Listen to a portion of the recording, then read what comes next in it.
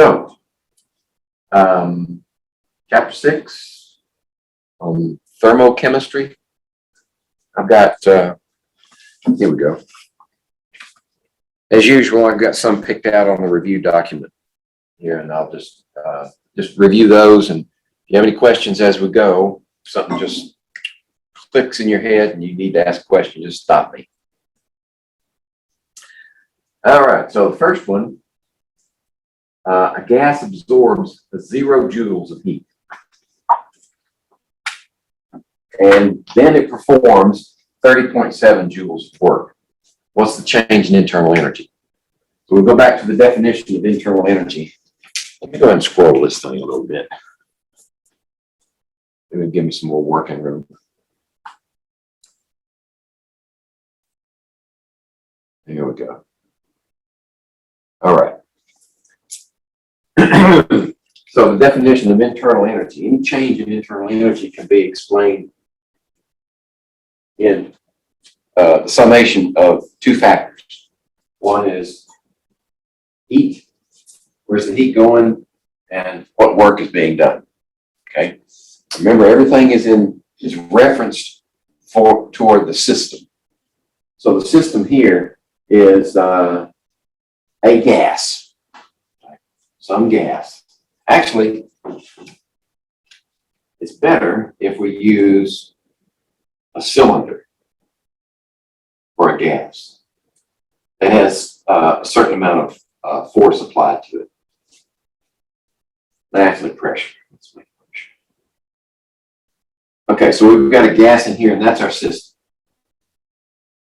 So the internal energy of that gas, if it changes, we have to change either the heat input or the work input, or vice versa, output, or it's either way.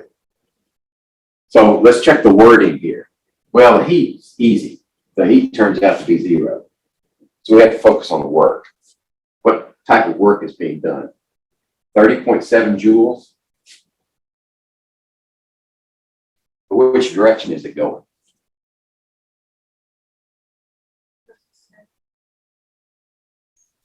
The gas performs work.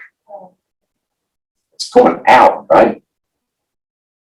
So the work is going out, which means negative. Okay? That's the key right there. And that's why there are 2 answers in here with 30.7. One is negative and one is positive. One is right and one is wrong. So the right one has the negative in front of it. Negative 30.7 joules is the change in internal energy for this gas. So it must be expanding in order to do work on its surroundings.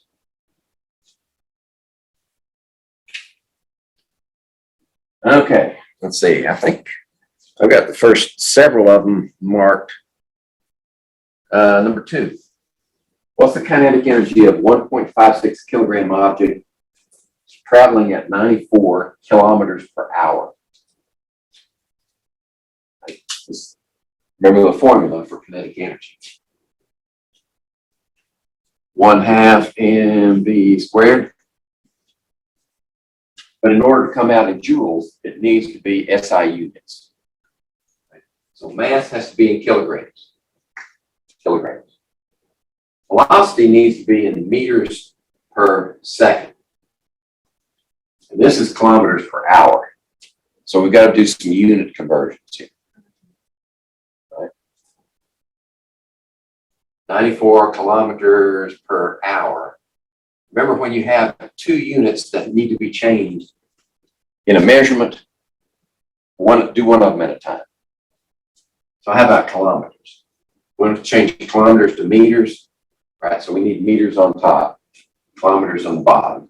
And the relationship between the 2 is 1,000 meters in a kilometer. Okay, so that one's done. Now we need to do hours. Do you know the conversion of hours to seconds? It's 3,600 seconds an hour. Yep. And that's just 60 times 60.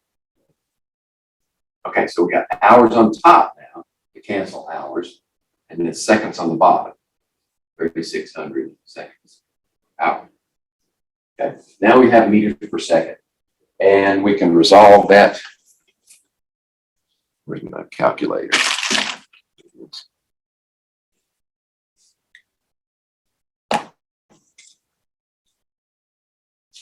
All right, so we got 94 and 1,000 times that, and divided by 3,600. So I get, let's see, three significant figures. 26.1 meters per second. Okay, now we can plug the values into our formula. So kinetic energy is going to be equal to 1/2 times 1.56 kilograms times 26.1 meters per second, and square that.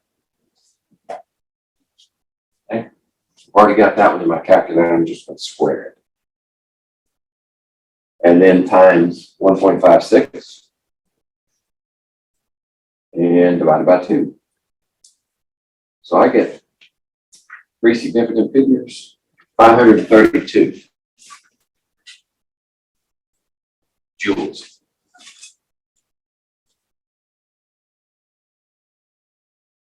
Or, No, the answer.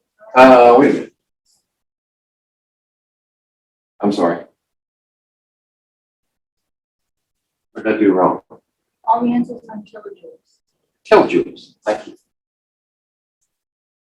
0.532 kilojoules. So if we move this one over 1, that's 5.32 times 10 to the minus 1. There we go. That matches.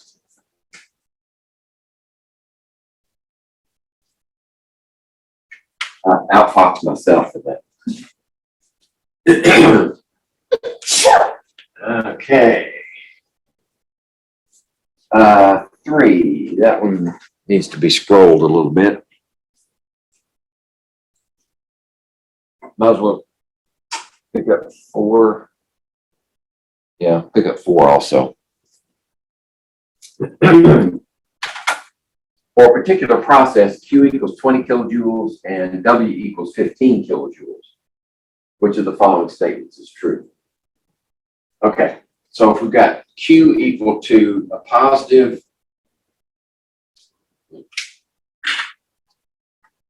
where's my backup? Q equals a positive 20 kilojoules. And work is 15, positive 15 kilojoules. Okay. So if we look at the system, that means Q is moving in and work is being done on that system in these amounts. Okay, now we can look at the statements and see which one is true. Heat flows from the system to the surroundings. I don't think so. Right, not positive. The system does work on the surroundings. Nope, other way around. Delta E equals 35 kilojoules. Yeah, delta E is Q plus W, 20 plus that, that's 35. So C is right. Oh, and then we have these oddballs, all the above, none of the above. Okay, so we found our answer. C is the one. Sometimes it helps to draw a picture. It helps me. Try to get the information away from the word problem. Like I've said before, word problems are designed to confuse. Oh, I skipped 3, didn't I? And nobody said anything. I'd eventually find my way. Okay, we'll go back to 3. Which of the following statements correctly describes the signs of Q and W for the following exothermic process of pressure 1 atmosphere, temperature 370 K? Okay. Oh, the process is water changing from gas to liquid. Okay. So let's see. we're looking at Q and W. And pressure, this is important. Pressure is 1 atmosphere through the whole process. So how do you do that on a gas? You have a movable cylinder. So the pressure can remain constant and allow the volume to change. So we have a movable cylinder, a piston in the cylinder, and this is 1 atmosphere. There we go. And the temperature is 370. As long as it's constant, that's irrelevant. But we're going from water, gas to liquid. Okay, now we can say something. You're given one of the answers already, exothermic. Well, actually, if you look at when a gas goes to a liquid, it has to give up heat, right? So it wouldn't even have to say exothermic. We know it's exothermic based upon the phase change. So that means heat's going this way, negative. Okay, know that. Now, how about the work function? If it stays at constant pressure and the gas changes to a liquid, the rule of thumb is a gas is 1,000 times the volume of the liquid. I mean, it varies, but that's on average. So this piston is going to drop, which means work is being done on the system. The volume decreases under that pressure. So work is being done on the system. So W is positive. Now we can look at our choices and see which one matches. Q and W are negative. Nope. Q is positive. Wrong. Q is negative. Yeah. W is positive. There it is right there. Okay. That definitely needed a picture. All right, let's scroll. I'm going to pick up 5, and do I need 6? No, I only need 5. If I skip one that you are having questions about, just stop me. We'll do 5. Which of the following statements is correct? The internal energy of a system increases when more work is done by the system than heat was flowing out of the system. All right, this is definitely going to need a picture. So we got our system. And the first statement says internal energy increases. So it gets bigger. When more work is done by the system, so work is done by the system, then heat is flowing out of the system.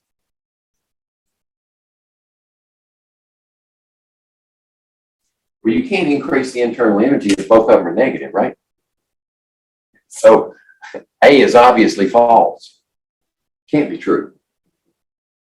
How about the other one? The internal energy of a system decreases. Okay, now we're going back the other direction.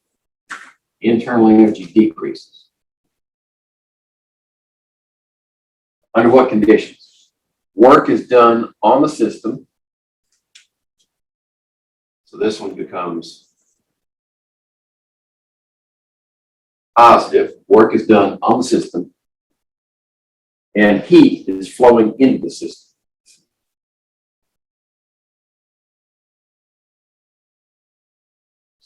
That's just the opposite. Right? It ought to be increasing. Okay.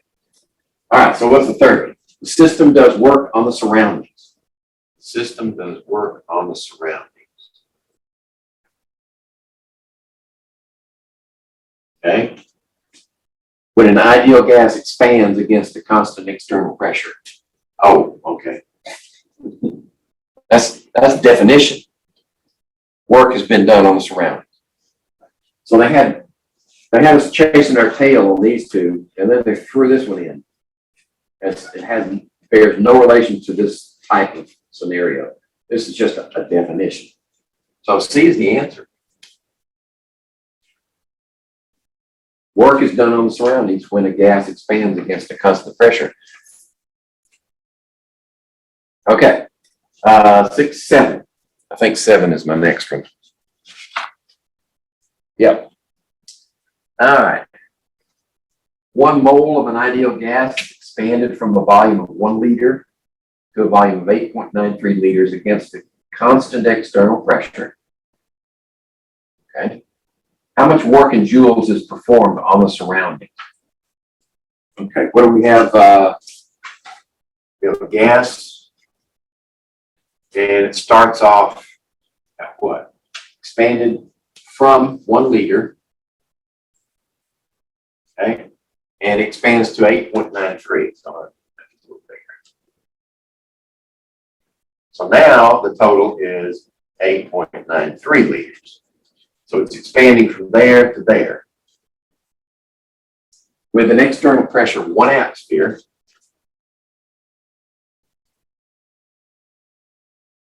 okay, how much work in joules is performed on the surroundings? First of all, is that true? Yeah, it's an expanding gas, so it's doing work on the surroundings. Okay, so that's true, and it should be. Since it's expanding and work is being done on the surroundings, W should be negative. Okay. Okay, so what's the, how do we calculate work for an expanding gas? It's minus P change in volume with P constant. Okay, so we can do a minus pressure 1 atmosphere. And volume change is always, any delta is always final minus initial. So final is 8.93 minus initial 1.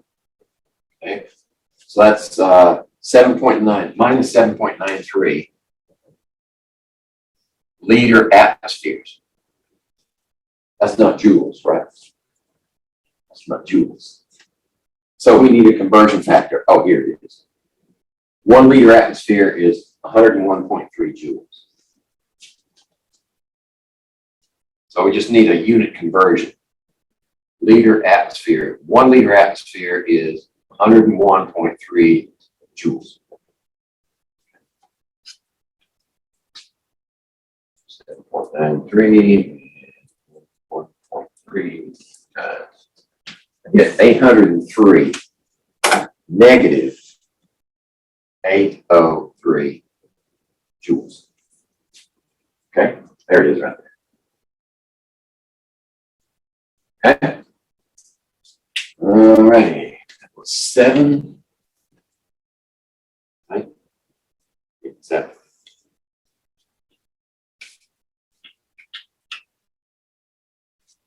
Let's see, 7. We'll skip down to 9. A fuel-air mixture is placed in a cylinder fitted with a piston. The original volume is 0.31 liters. The mixture is ignited, the gases are produced, and 935 joules of energy is released. What volume will the gas expand against a constant pressure of 635 millimeters of mercury? All the energy released is converted to work to push the piston. Okay. So let's see what we've got here. The original volume is 0.310 liters. And we want to know the final volume, right? To what volume will the gas expand? So we want to know this final volume. Okay, constant pressure is 635 millimeters of mercury. 635 millimeters.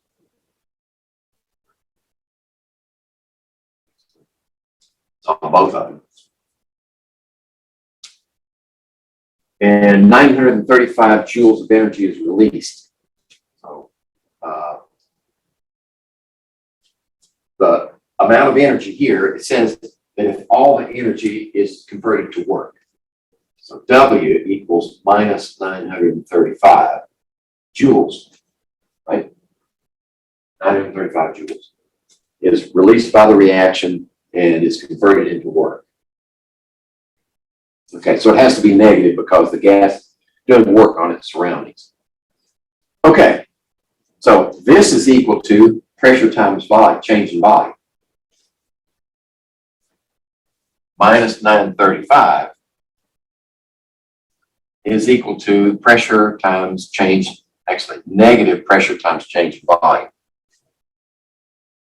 So we got the pressure, we just need to convert it to, well, actually, I'm jumping the gun because this is going to be liter atmospheres and that's joules, right? So we need liter atmospheres first. This is joules. We need to convert that to liter atmospheres in order to use the work equation. Okay, so that was 101 point, what was it, 4? 101.35. 101.35 joules per liter atmosphere. Okay, so I need to divide 935 by 101.35. That's 9.225. 9.225 liter atmosphere. Now I'm picking up an extra decimal just to avoid rounding error. Okay, and this is negative.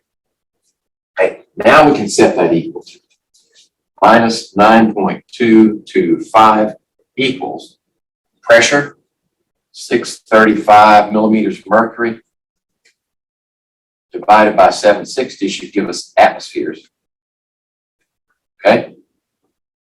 And then the change in volume is final minus initial. So this is our unknown. And the initial is 0.310 meters. There we go. Now we've done all the hard thinking. The rest is number crunching. And we did a little bit of number crunching in between, but okay, so we have this one. Let's see what that is. 635 divided by 760 is 0.8355.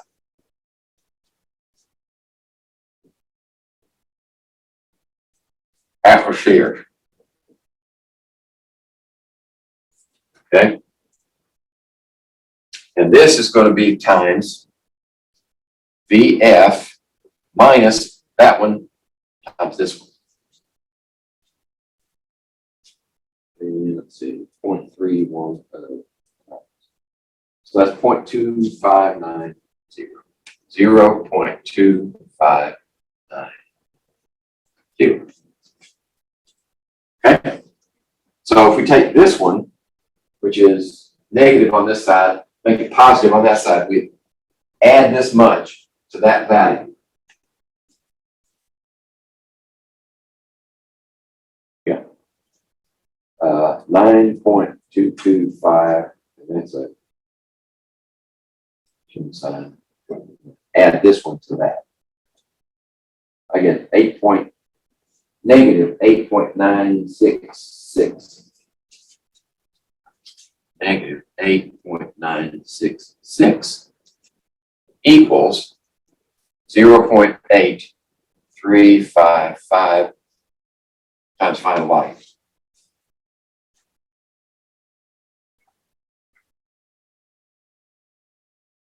You know what that's? I make a sign error in there somewhere.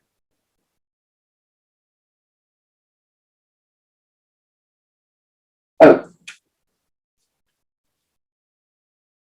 I left out that one, didn't I? Right, it's negative P delta V.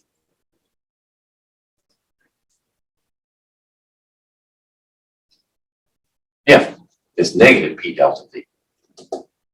All right, so let me back up. That's going to make this one negative, right? This one negative, and this one positive. So actually, let me back up. It's 9.225. And then I check myself as we go, and I say, if I keep going this route, I'm going to end up with a negative number. So I have to stop and reevaluate. So that's a negative. And then this is going to be a negative on that side also, 0.2590. There we go. 9.484. So minus 9.484 as this term and that term over here. Now we have a negative 0.8355 VF, and a negative divided by a negative is a positive. So we'll divide this one by that number, 0.8355. And I get 3 significant figures. Yeah, 11.4 VF equals 11.4 liters. There it is. I bet one of these answers is derived from just that mistake that I started to make. Well, no, it can't be, because it would have been negative. Yeah. But even if it was negative, then maybe if I kept doing it wrong, it would be one of these with a negative sign and say, oh, well, I'm in a hurry to finish this exam. I'll just put down that. That would be a mistake.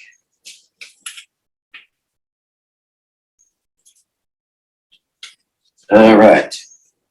Let's see. That was 9. 10. Look at 10 also.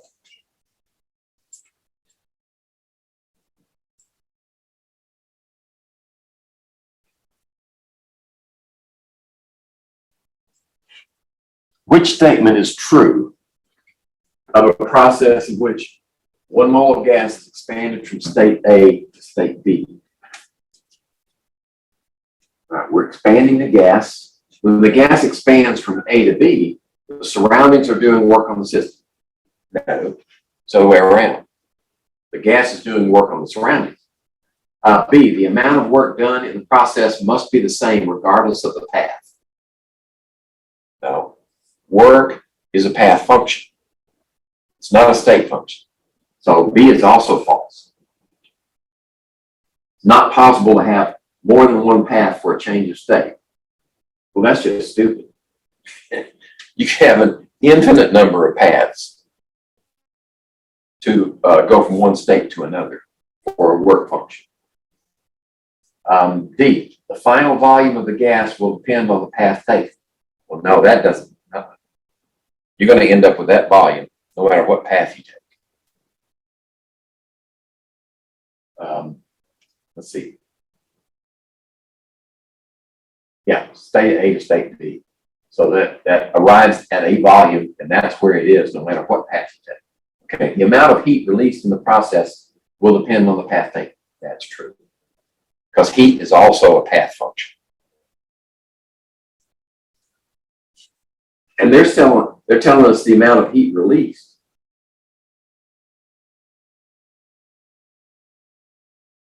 It doesn't say which direction it's going, state A to state B. So this statement actually tells you which way, what's happening. Heat is being released in that process. Okay, so that's why the answer is E. For number 10. 13 is the next one I want to go to. I went too far. Entirely crossed out. Oh, there it is. 13. My paper is entirely crossed out. Oh. Like the right turn function on, Okay. Is that the same for everybody else? Yeah. Okay. Well, that means for some reason, I didn't like this question, so this must be an old key. Okay, we'll skip that one. I must have had good reason. And I've got a note in here. Yeah, that's just a typo. That question didn't work very well. So let's go on down to 14 through 17. And 14 through 17 is based upon this statement, which is chopped off. So let's see if we can bring some of it back online. Yeah, that'll do it. And let's scroll forward here. And then we'll scroll when we need to. Okay, consider a gas in a 1 liter bulb at standard temperature and pressure that is connected via a valve to another bulb that's initially evacuated. And then we answer the questions that occur when the valve between the two bulbs is open. Okay, so we've got a 1 liter bulb.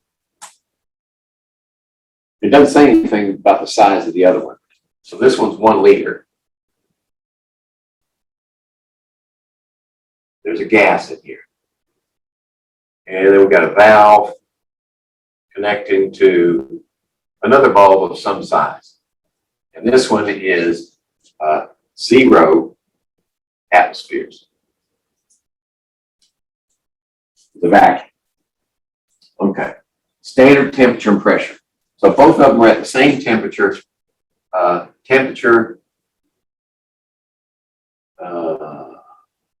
Well, temperature and pressure on the outside. Yeah, temperature and pressure on the outside is the same. So the temperature obviously is the same in here and the container, right? You can't measure a temperature when there's nothing there to measure. Okay, let's look at the question. What is true about the value of Q when the valve is open?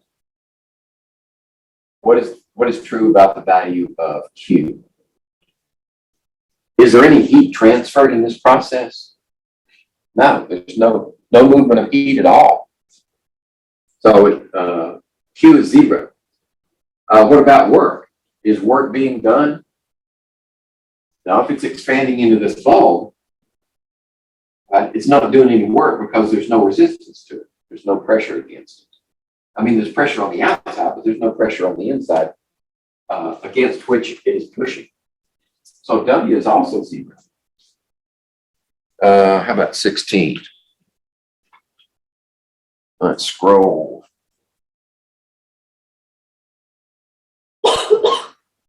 Okay. What's true about delta E? Change in E.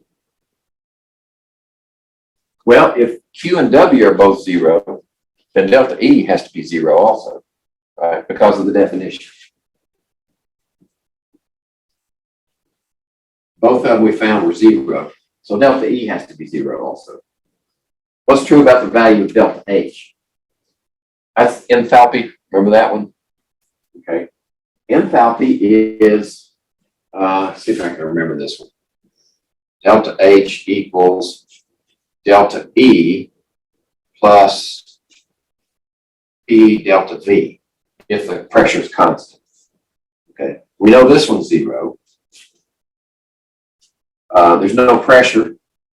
There's no pressure inside. So that was 0. And change in volume. Change in volume doesn't matter because this term is 0. Okay, so delta H is 0 also. That's odd. All 4 of those are equal to 0. Now, it's not odd. It's just the questioning is odd, not the physics. The physics is what it is. 19. And I'm going to have to scroll this one too.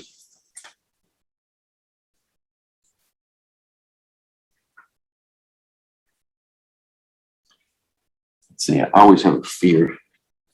Good, it's recording. 19.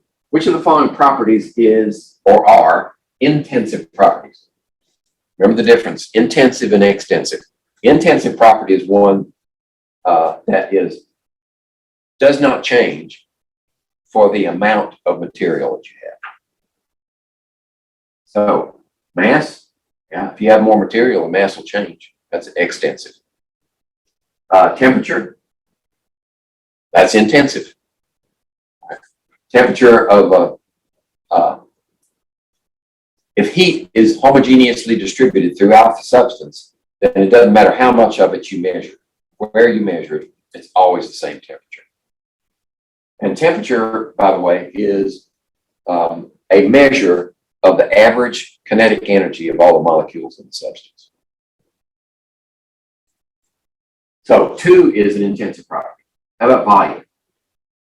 If you have more substance, volume increases or decreases. If you have less.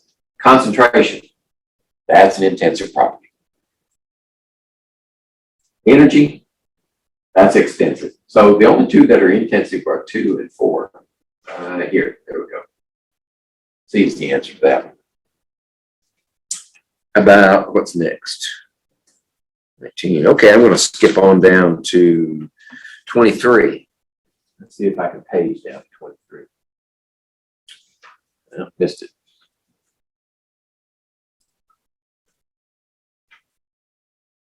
There we go.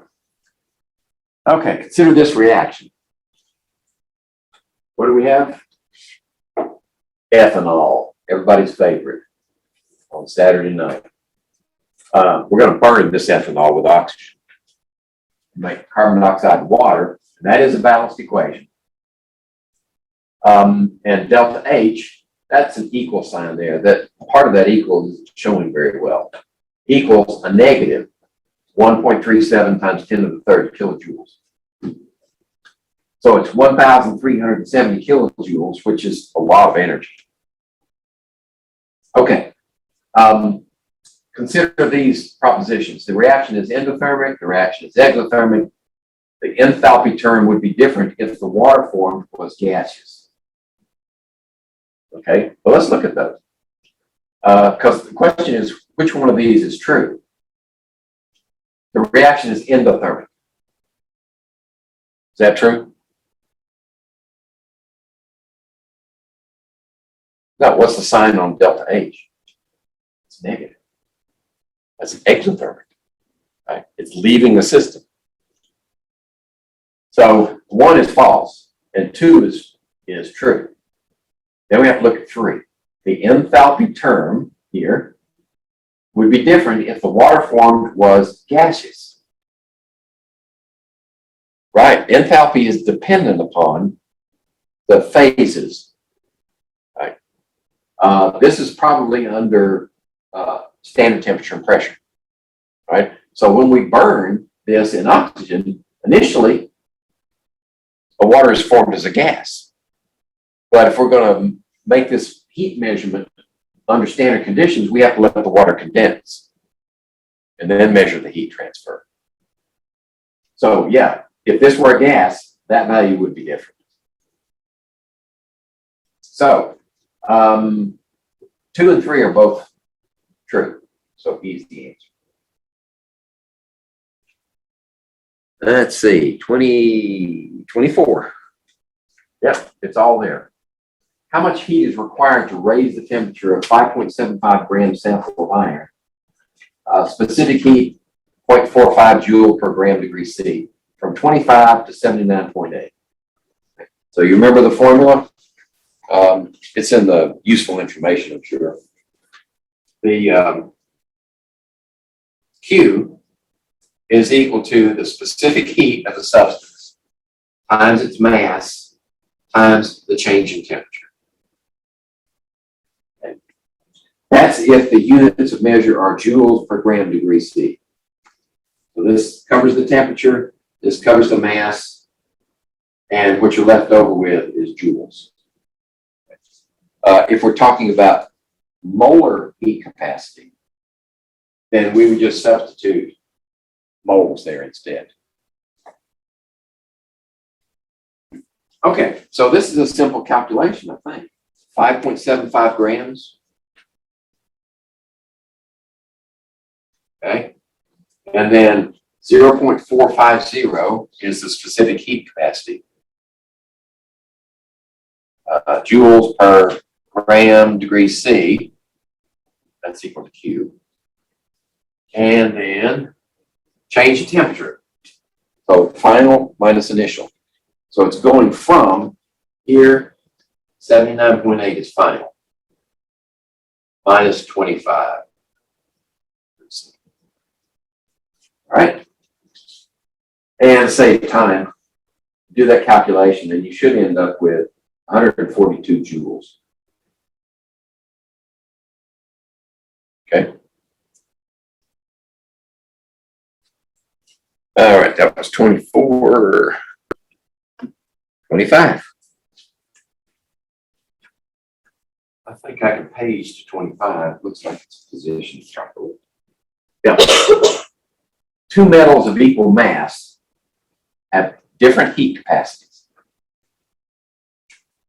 and are subject to the same amount of heat, which undergoes the smallest change in temperature. Remember the difference between specific heat capacity and heat capacity? Well, in this case, they're equal masses. So it doesn't matter whether you use heat capacity or specific heat capacity, because that term is fixed, equal. So the heat capacity means how much heat is required to change the substance by 1 degree Celsius.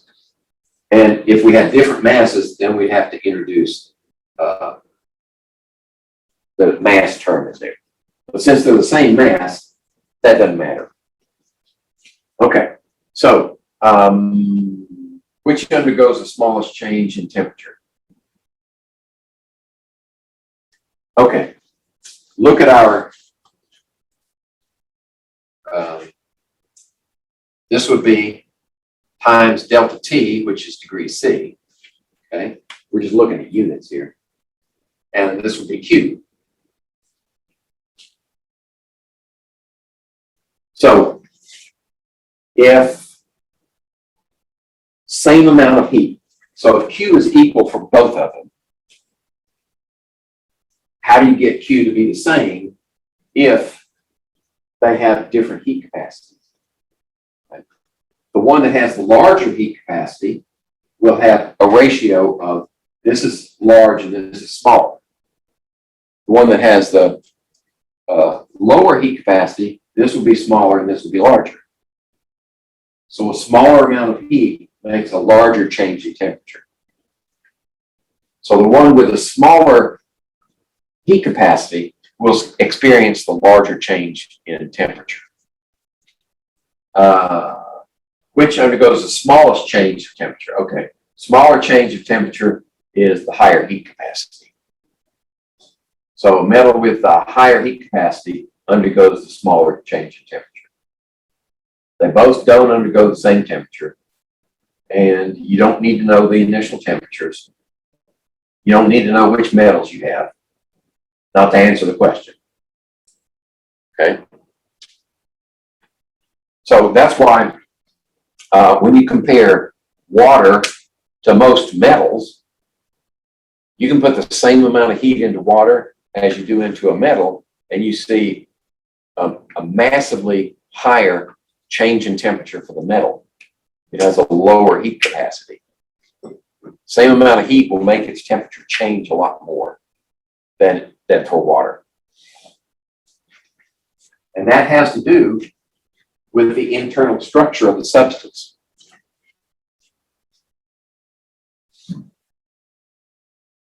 Okay, 26, do I need 26? Yeah, 26.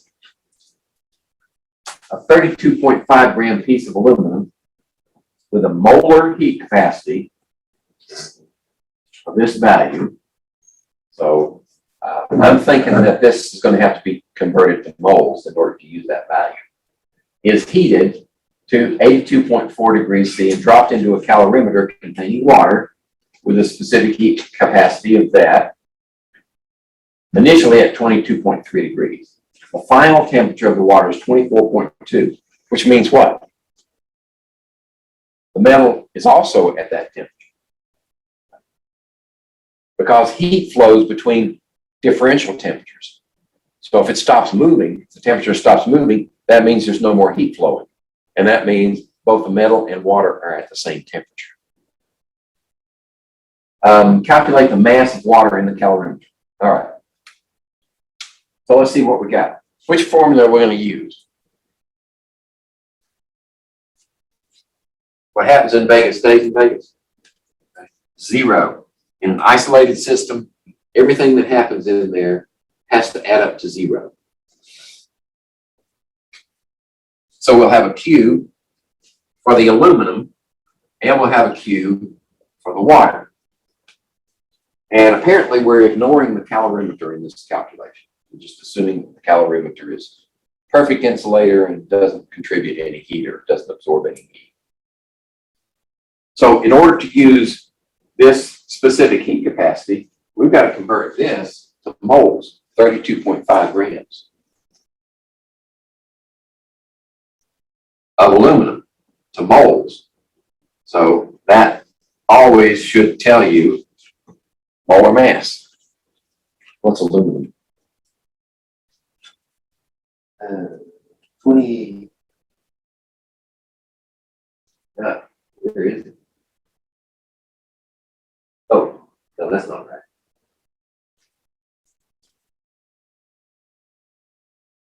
Oh, I see. It's on the crease. That's a 26.98. 26.98 for aluminum. There we go. So that tells us how many moles of aluminum we have.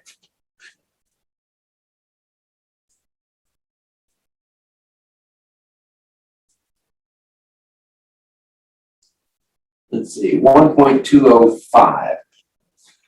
1.205 moles of aluminum. Okay, now we can set up our equation. All right, zero is going to be equal to what? Specific molar heat capacity for aluminum, which is 24.03 joules per degree C mole. Then times the moles of aluminum, 1.205. Then times the change in temperature, which is final minus initial. Final temperature is 24.2. And initial temperature for the aluminum was 82.4. Then we do for the water, we have the specific heat capacity is 4.18. That's joules per gram degree C. And times the mass of water. That's the question, isn't it? Calculate the mass of the water. And then the change in temperature. So the final temperature of water is 24.2 minus initial, which is 22.3. Okay, that's the hard part. Now we just need to resolve that equation. And rather than go through all that and eat up our time, it should be 212 grams in that value. You just have to resolve this one, multiply that times that times that. That's one term. And then this term is resolve this one times that one, and then that's times this one. Then you put all of these on one side and divide that term by this combination, and you got your answer. 212 grams. Okay.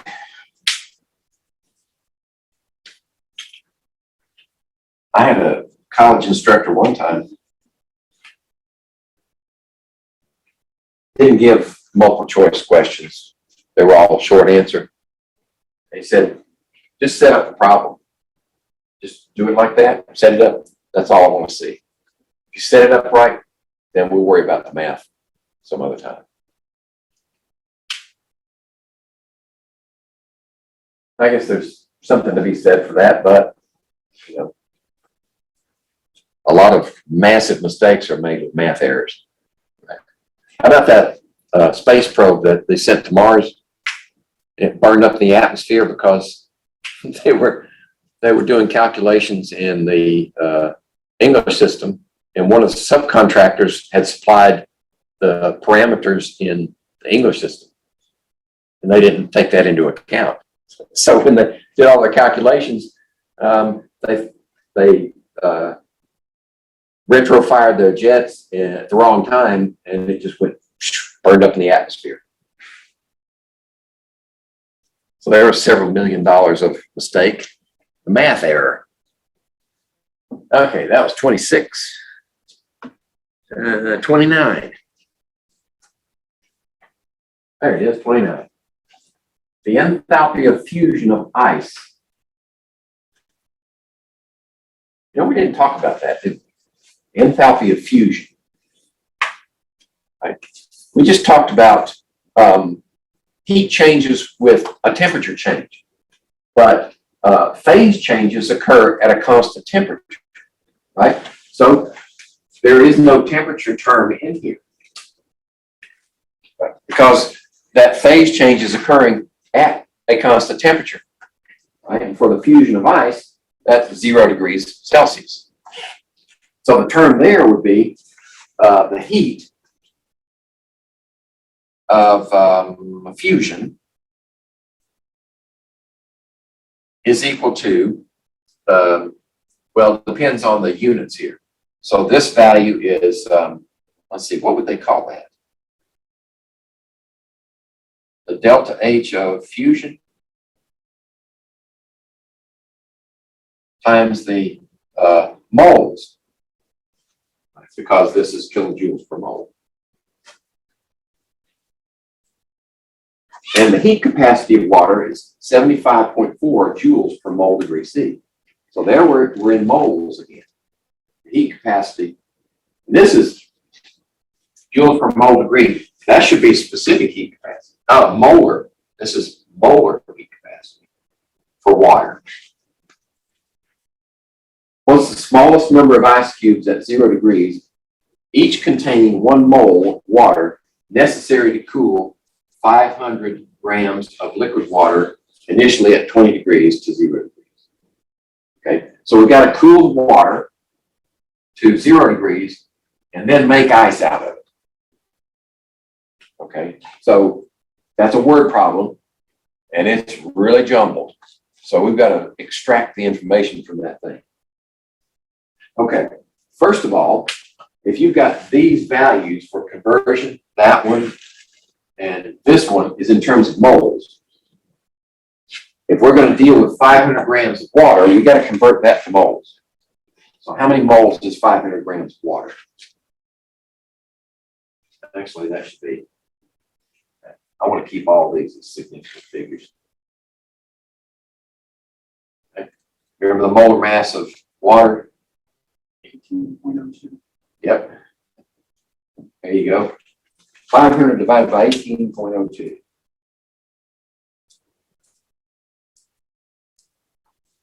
Uh, 27.75. It's good to me. 27.75 moles of water. Okay. So go back to the question.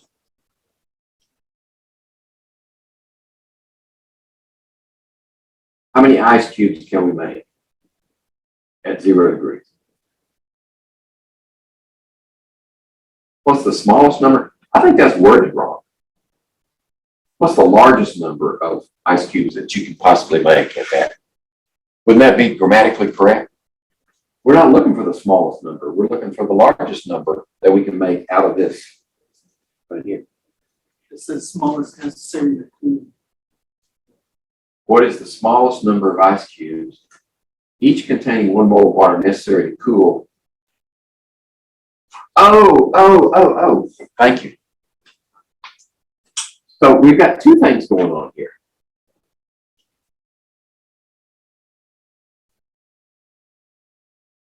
Each of our ice cubes contains 1 mole Okay, so here we go again. We've got a situation where we've got 0 equals how much heat liquid water, and then the heat from the ice cubes, solid water, right? We do need to know the moles of water, so that wasn't a waste. All right.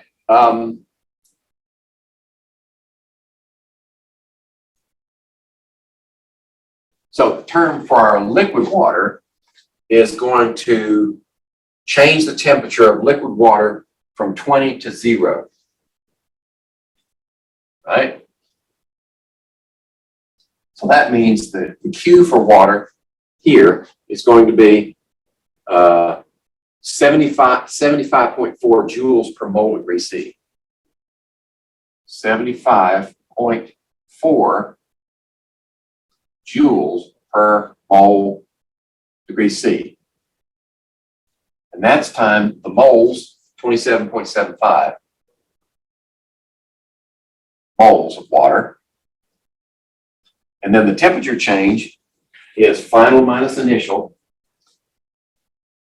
So the final would be 0 degrees, right? And initial would be 20. There we go. That's the liquid water term. Now the solid water term is we're going to convert so many ice cubes from solid to liquid at 0 degrees, because the final temperature is going to be 0 degrees. And all we have to do is melt the ice cubes. Okay? So we're also going to use this one. So that Q value is delta H of fusion, which is 6.020 kilojoules per mole. All right, so how many, let's see. And the moles of ice will be here. This will be 6.020 times 10 to the third joules per mole. We have to keep our units constant. They have to match. So that's why we have to multiply this with times 10 to the third to make it joules. And let's see, will that answer our question?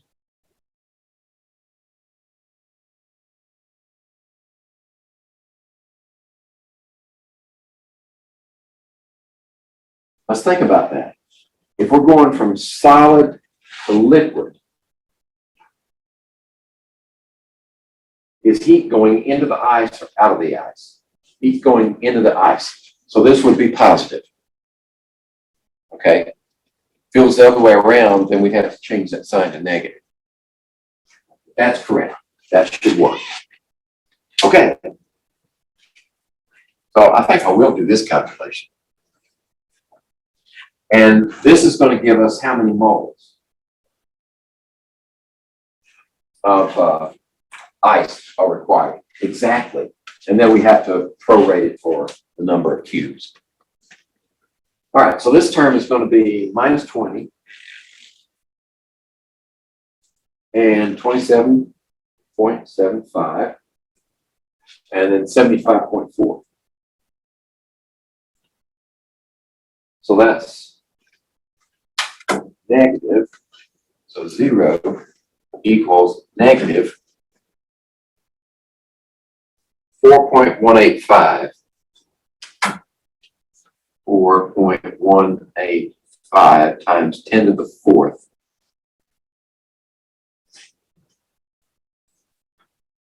joules.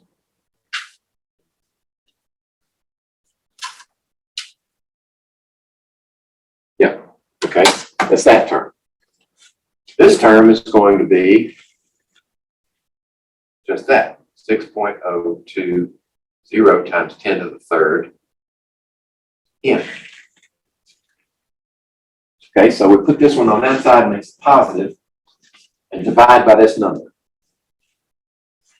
So 6.020 6.02. Divide that into that number is 6.95 moles.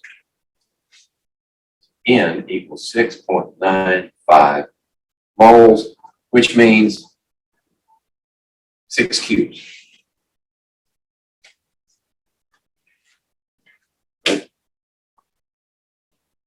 Almost 7, but not quite. So that's why the answer would be, yeah, I almost just, like some beagle chasing rabbits. I was headed off in the wrong direction.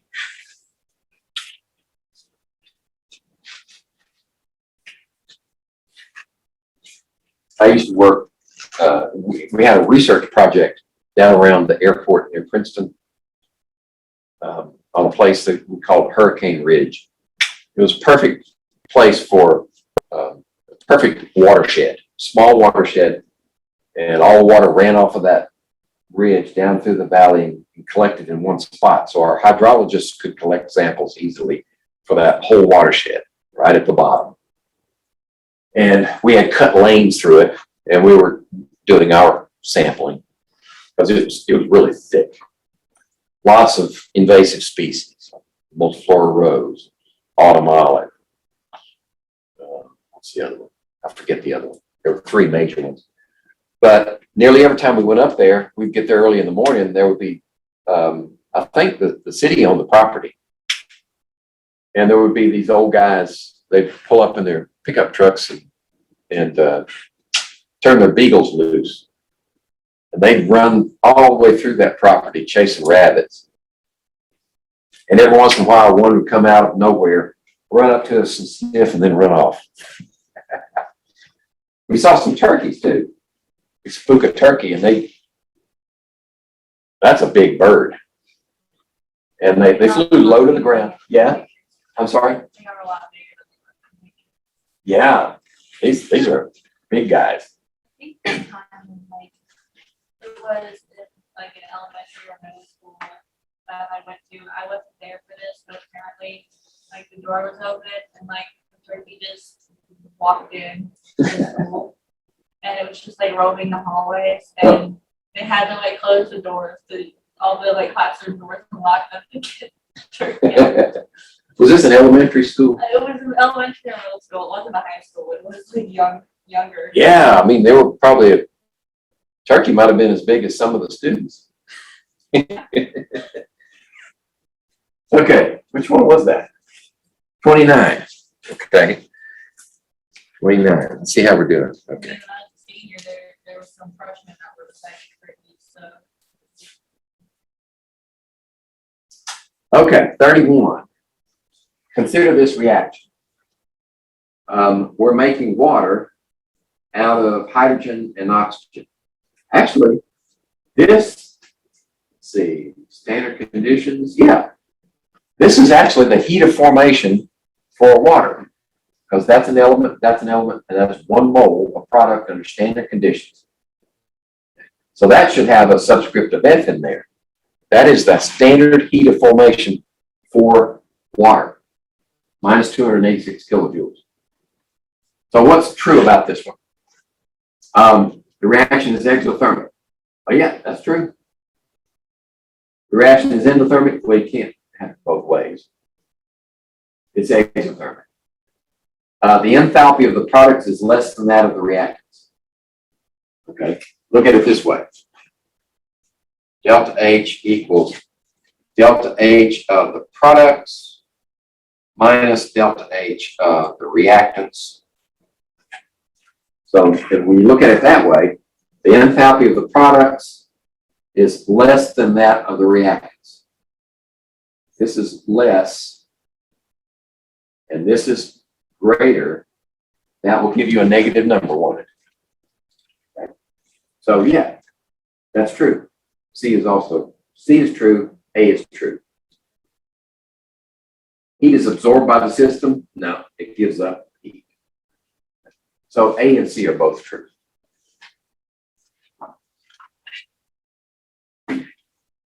All right, 31.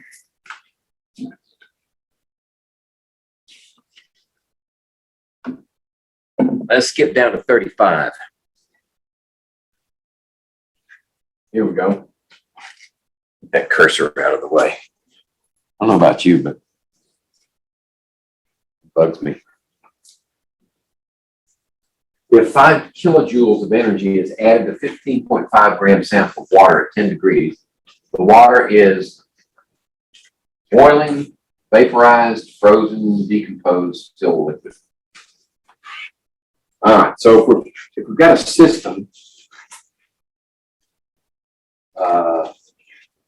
at 10 degrees, so we're starting off at 10 degrees, C is initial temperature.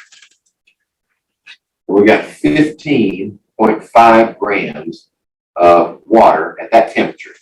So that'll be a liquid. It'll be a cool liquid. And we add 5.0 kilojoules of energy. What will happen to the water? In order to answer this one, we have to, we need to know the final temperature. It looks to me like, because they're referencing boiling, completely vaporized, frozen, decomposed. So I think the final temperature will answer our question. So what we've got is heat is equal to Sm delta T. It is in mass, yes, mass.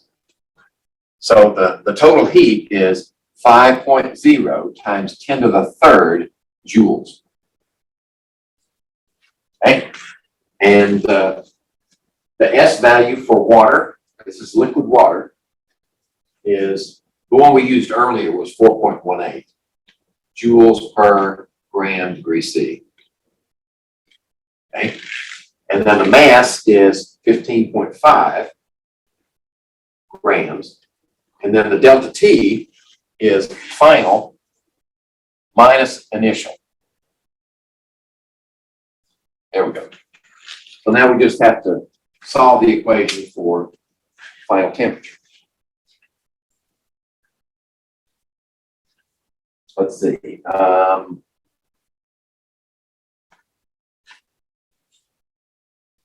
Let's do 4.18 times 15.5. The reason I'm going to go ahead and do this one is because there's not a number here that we can reference, right? As an answer there. The answer depends on the number, so I'm going to have to complete the transaction here. Times. So that's 64.79 is this one right here.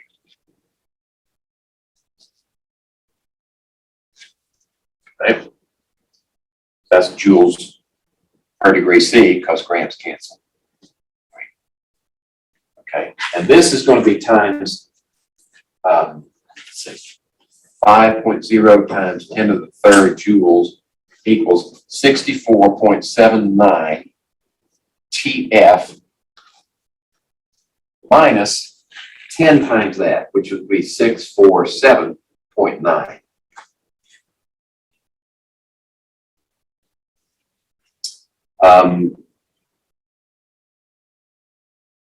Yeah. Now we'll take this one and add it to that one. 647.9. 647.9, and add it to 5,000, right? Yeah, 5,000. I can do that one in my head. 5,647.9. 5,647.9 equals 64.79 TF. And then TF is equal to this one divided by 64.79. 87.2. 87.2 degrees C. So it's hot water, It's not boiling yet. So it's still liquid.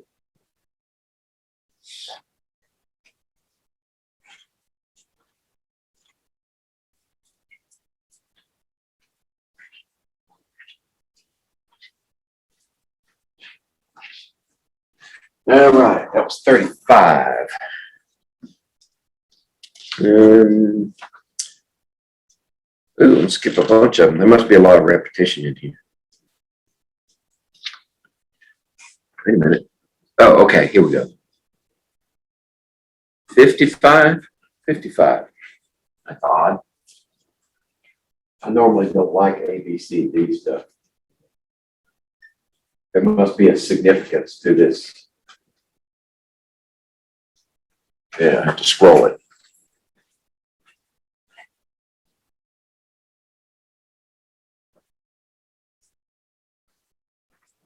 Okay. Considering the following processes with these enthalpies. So 3 B's yields 2 C's plus a D, half an A yields B, E plus A yields B. Calculate delta H for these, where B yields E plus 2C. Okay, we'll go with that. All right, so this is our target equation. B equals E plus 2C. So if we're going to use Hess's law to determine the enthalpy of this reaction, we work from here back to here. Say if B is on the left-hand side, then we do have B here on the left-hand side for that one. So we can leave that one alone. How about E? Whereas E is here, so this one has to be flipped. This one has to be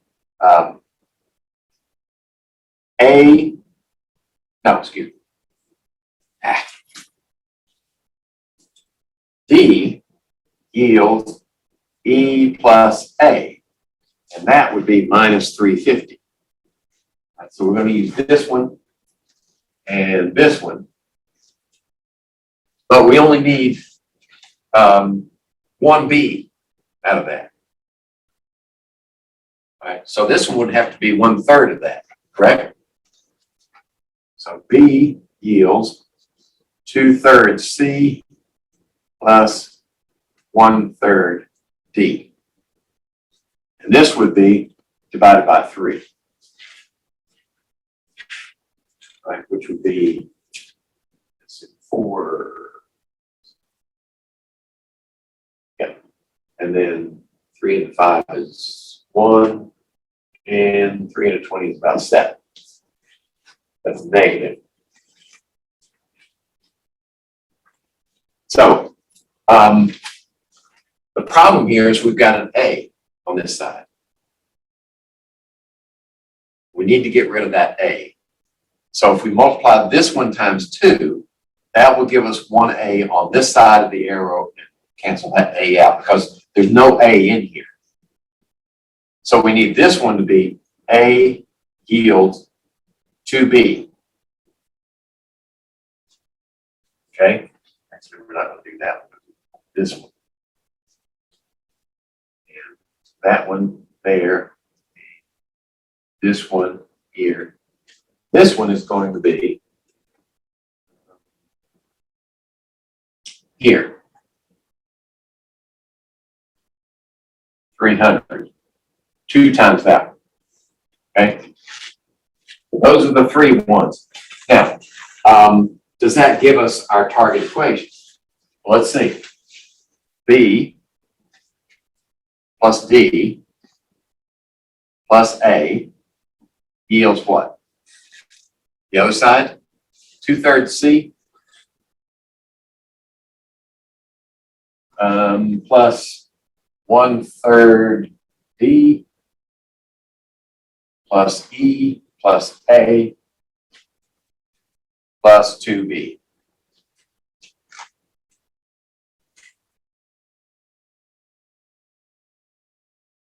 I don't think that's going to work, do you?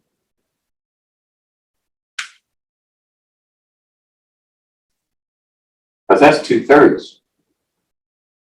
All right. Let's try this. let's say, let's use this one.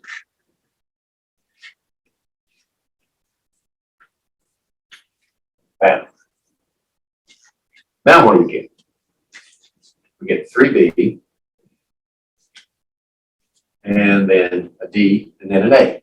Okay. Now on this side, we get 2 C's and a D, plus an E, plus an A, and then plus 2 B's. Okay? Now let's see if that gives us what we want. 2 B's on this side, 3 on that side, so this one's gone, and that one becomes 1. And then a D on this side and a D on that side, that was gone. And then A on this side and A on that side, that was gone. So that's a B yields 2 C's and an E. There we go. So we're going to have this value, and that value.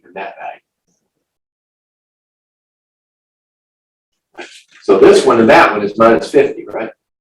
Minus 50. And this one would make it minus 175.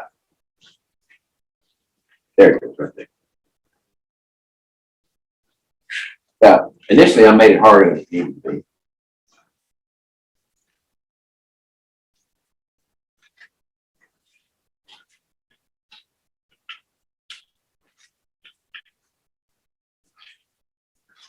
All right, that was 55. 59. Looks like another Hess's law to me. Let me scroll up. I might need some room. Wait a minute. Can I reach it that high? What's that high?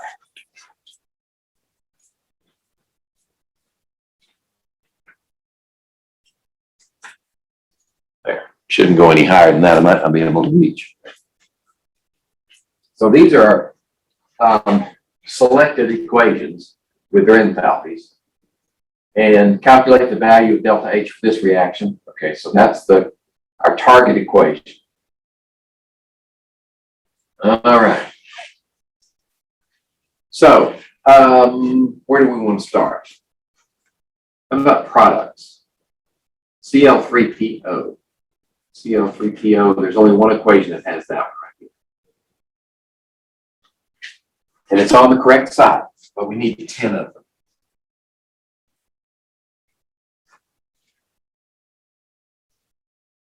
Oops, I need to do that. Okay, so this value is going to be 10 times that, minus 2857 kilojoules. And that's going to make this one 10. It's going to make this one 5. And it's going to make this one 10, which is what we want. Okay? How about PCl5? Needs to be on the left-hand side. There's PCl5, and none of the other equations have it. So this one's going to have to be inverted and multiplied by 6. So we're going to have 6 PCl5 yields 6 PCl3 plus 6 Cl2. And then the value is going to be a positive 6 times that value, 84.2. Uh, 505.2. 505.2 kilojoules. Okay, so we're going to use this one. We're going to use this one. We've covered those two. Now P4O10. Which one has P4O10? This one. Needs to be on the other side. So P4O10 needs to be inverted. And that's all. It just needs to be flipped. So if we invert that one, then we change that one to a positive. So we're going to use this one, that one, and this one. Now the question is, did we introduce any elements or compounds in this process that need to be canceled out? And the answer is yes. We did a P4 here that's now on this side, and we got a P4 on that side. There's no chlorine in here. There's a chlorine there, 6 chlorines on this side, that will cancel. Right. So we've got this one taken care of, this one taken care of, PCl3. There's no PCl3 here, but there is PCl3 on this side.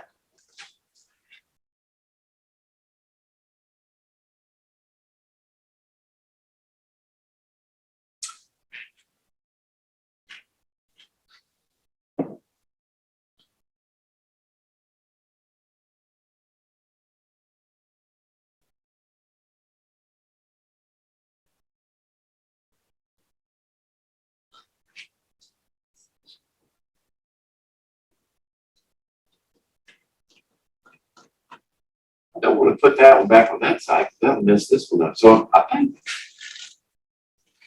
think what we need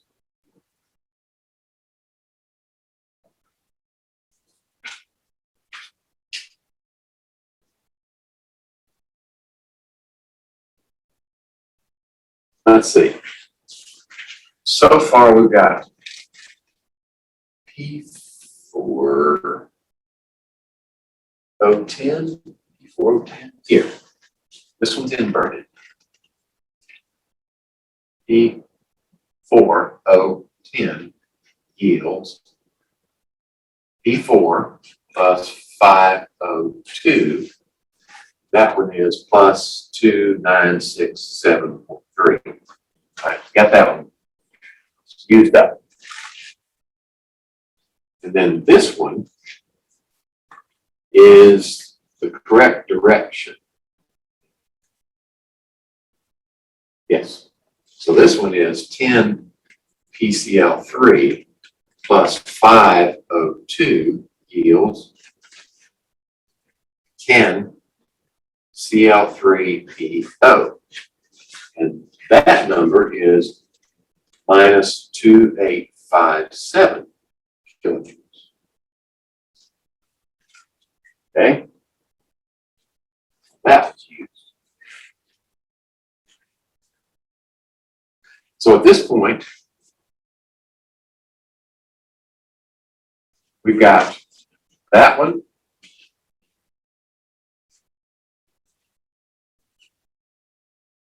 And this one.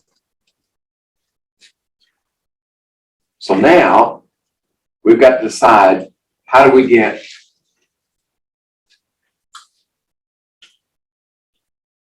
that one and this one. How do we get this one in there? PCl5. PCl5 is here. That one has to be inverted. So put PCl5 over here, and it has to be multiplied by 6. That's what we did here.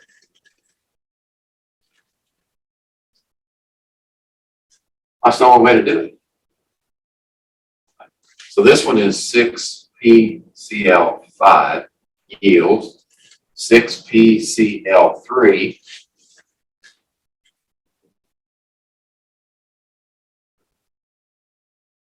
wait a minute. Cl5 6 PCl3 plus 6 Cl2, and that's plus 505.2 kilojoules. We use this one. Well, here it is. We use that one after we converted this one. Okay. So sometimes you have to do an intermediate addition,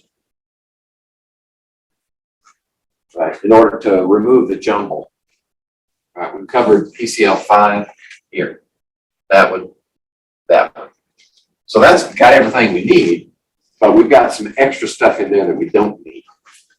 So this is P4O10 plus 6 PCl5. And then we've also got plus 10 PCl3 plus 5O2 on this side. Okay, so these are the oddballs right here. They're not in that equation. How about the other side? We've got this one, 10 Cl3PO. And then we also have P4, 5O2, 6 PCl3 plus 6 Cl2. Okay. So that one, excuse me, be consistent here. We got this one's good, and this one's good. These are extras. So the oxygen's already canceled out.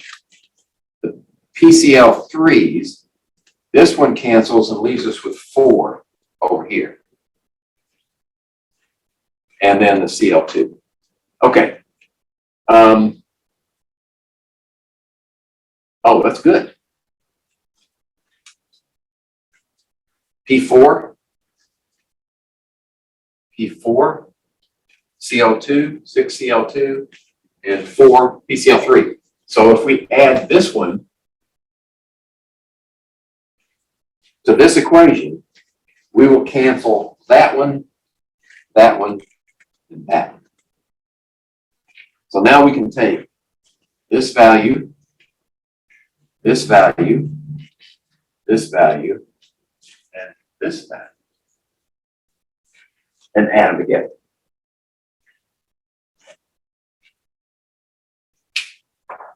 So let's see if we get the expected. 1225.6, change sign, and then 2967.3.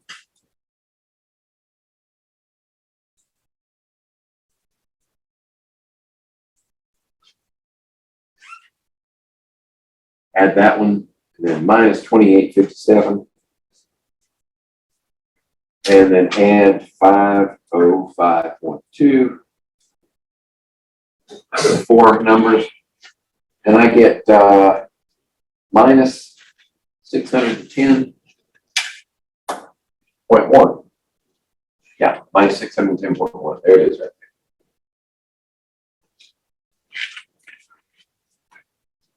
That was a brain teaser.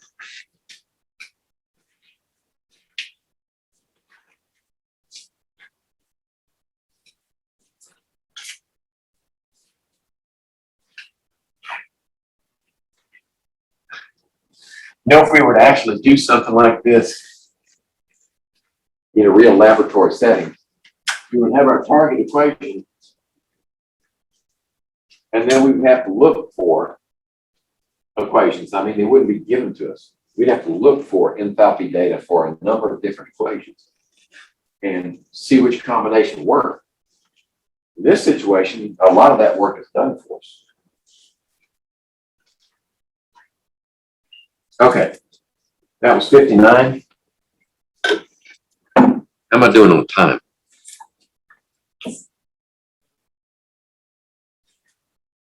Oh, 54 minutes. Okay, 65.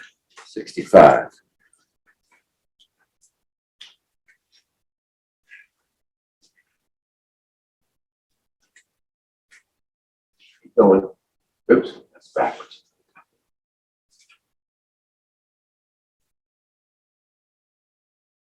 There it is, 65. All right. Calculate the standard enthalpy of formation of copper 2 oxide from these equations.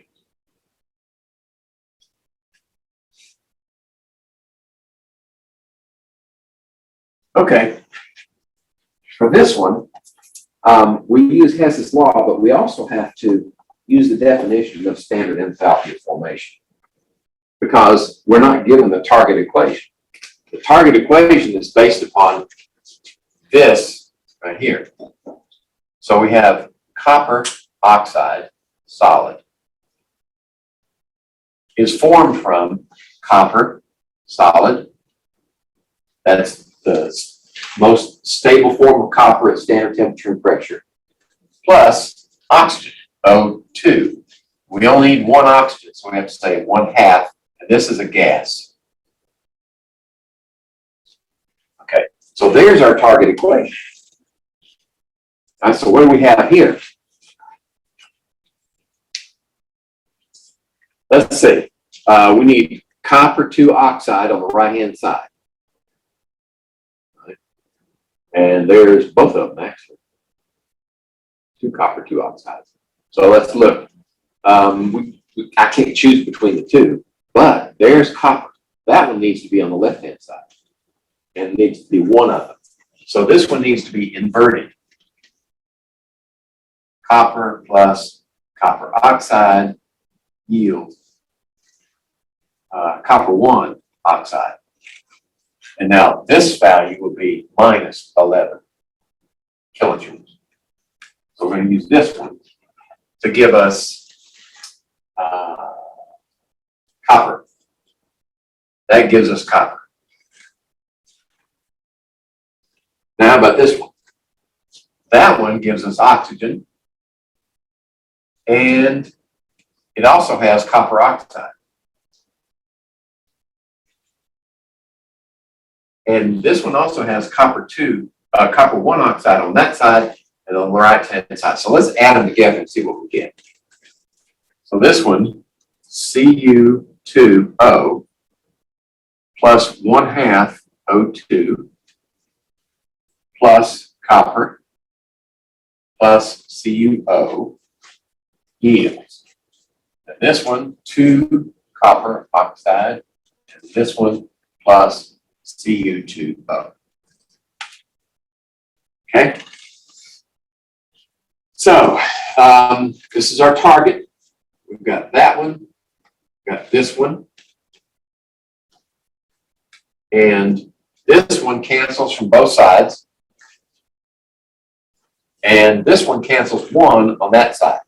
So we got this one on that side. So we're good there. We've got those 3 components, add those 2 together. So minus 144 and minus 11 is minus 155 here. That's the standard enthalpy formation of copper 2 oxide based upon those 2 equations.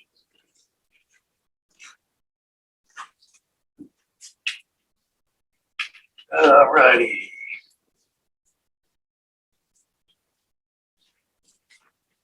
Let's see, that was 65.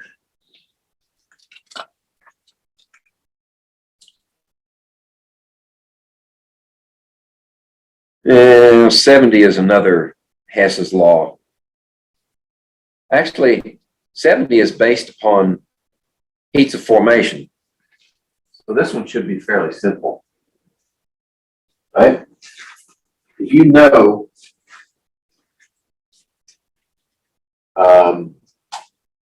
this one works from this equation, the sum of the standard heats of formation of the products minus the sum of the standard heats of formation of the reactants. Okay, so products. Elements in their standard state don't have a heat of formation, but compounds do. So here's CO2 gas. There it is. That's supposed to be a minus. Minus 393.5 is the only product that we have. There's only 1 mole of it. So that's minus 393.5. And then minus, what do we have on the other side? Well, we've got 2 compounds over here. Right?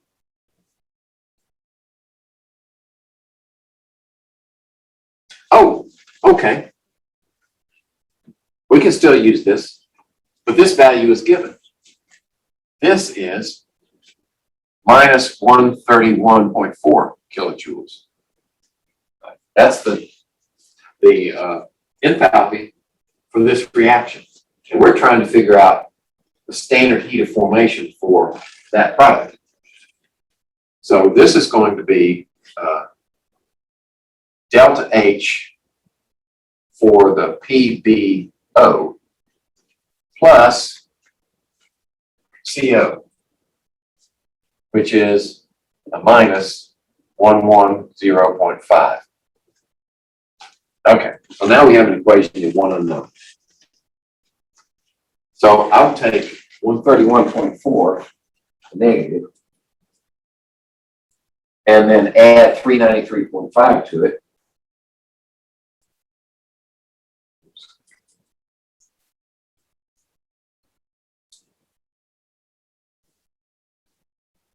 But we change the sign when we go across equals 393.5 plus. Okay.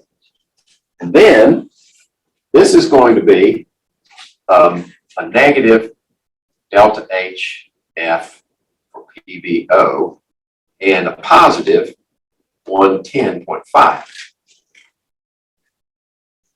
is equal to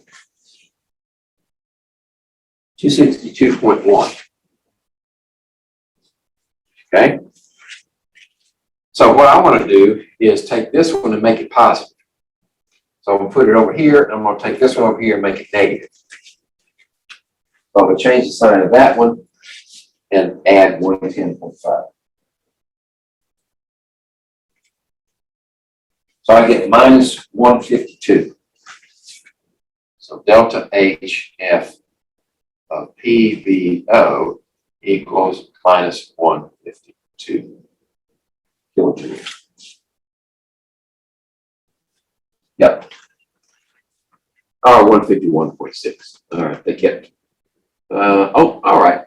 Yeah, 4 significant figures. So that one, A is the correct one here.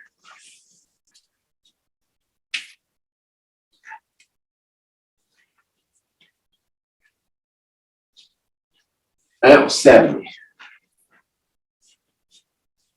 How about